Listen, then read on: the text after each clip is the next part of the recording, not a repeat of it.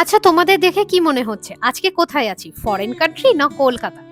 না না, কোনোটাই না। আজকে তোমাদেরকে নিয়ে চলে এসেছি বহরমপুরে নতুন ওপেন হওয়া একটা বেকারি ক্যাম্প ক্যাফে, যার নাম হচ্ছে সুইট ডিলাইট। শুধু নামেই সুইট না, যতটা সুইট দেখতে দোকানটা ততটাই সুন্দর কিন্তু তার অ্যাম্বিয়েন্স। যা যা আইটেম সমস্তটাই কিন্তু সুইট ডিলাইটের নিজস্ব প্রোডাকশন। এখানে বিভিন্ন ধরনের চকলেট, গিফট হ্যাম্পার, বিস্কুট, বিভিন্ন আরো আইটেমস পেয়ে যাবে। এছাড়া কেক গুলো কিন্তু অসাধারণ সুন্দর টেস্টের রয়েছে।